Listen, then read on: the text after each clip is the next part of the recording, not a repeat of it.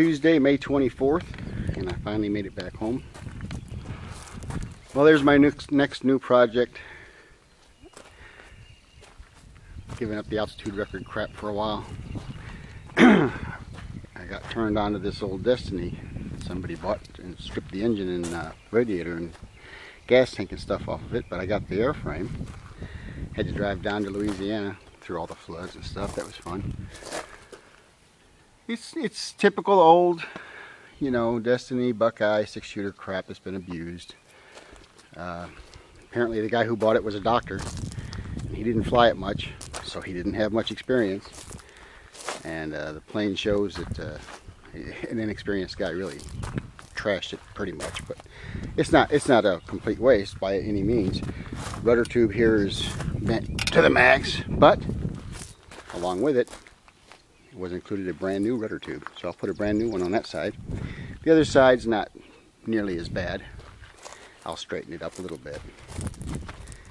Oh, what else? The gas tank's missing. I'll put a gas tank on it. I'll put my engine on it, my E-drive. Cut my prop down to 62 inches to fit. Most of the rest of the frame that's there is okay. There's a missing bracket. I wire tied it for the trip home. There's a missing bracket goes here. It's supposed to be like this side. Of course, this one's all bent. Typical Destiny crap. Real thin stainless steel brackets. They're not worth 2 cents. I'm going to get some real good thick ones and replace them. And these, with the square corners, they're automotive brackets. They're not worth 2 cents either. Every one I've ever seen, they deform. They don't handle the stresses worth a darn. So I'll go over it in the places where there's high stresses, at least, like right around this engine area. I'm going to replace those and put some good heavy ones on. 6-shooter actually uses good brackets, or did. They were thick, at least an 1/8 inch thick, or maybe 3/16 steel, cold rolled steel. Much better in my opinion. The prop guard's pretty well shot, so I'll just roll me another one, most likely out of thin welded steel, and maybe it'll help give it some rigidity to this thing. These prop guards are not known for being very sturdy in the first place. But other than that, with what I just pointed out, it looks pretty straight. It's one of the original Destinies. It might be the first or second one made. It's called, the serial number over there was 200, whatever that means. But, I mean, this is before they started doing the fancy turn screw thing they got in there for adjusting it. I kind of like this style better. The other one freezes up over time. And like when I was in Ecuador, I had a real hard time with them, making them adjust. This is pretty simple. You just take the bolt out, you slide it together or pull it apart to adjust your CG and correct for the torque a little bit.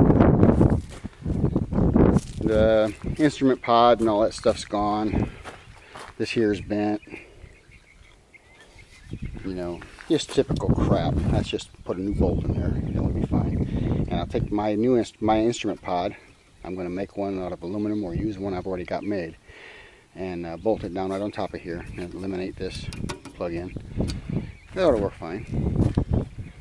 But I'm going to have to go over the entire thing from front to back.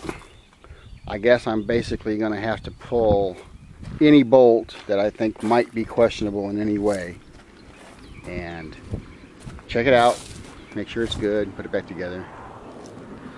I like that pussycat pink. I'm tempted to paint it, but oh man, it's a big job too. I have to tear the whole damn thing down to paint it right. I don't think I'm going to. I'm just going to flat pussycat pink. Anybody don't like it, I'll just give them the pinky up, you know. So that's the next project I'm going to be working on right there. I'm going to doll it up.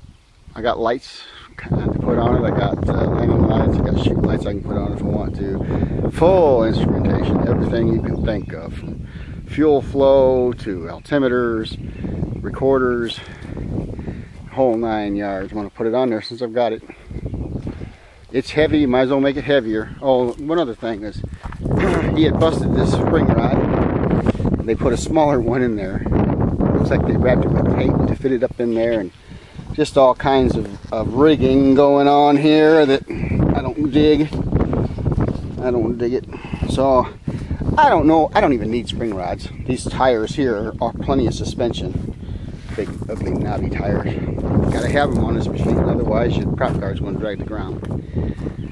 So I'll probably remove both of those fiberglass rods and just put a steel tube in there and be done with that. Never have to worry about that crap again.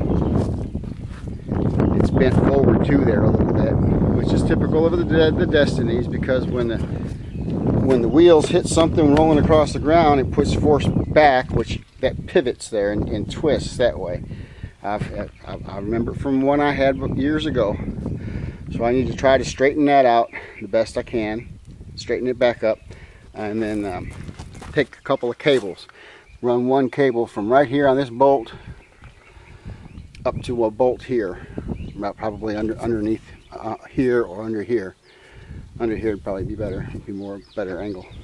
That way the wheels can't go back anymore and twist that around again.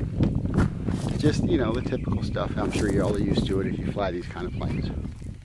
I haven't flown one of these, well, I flew one 7 months ago in Ecuador, but I haven't owned one since I flew across the United States in 2001, 2000 and 2001 over that winter. That was the exact same thing as this, but it was blue color, not this pussycat pink. Alright, that's enough of this jibber jabber. Better get her unloaded before the storms hit again today.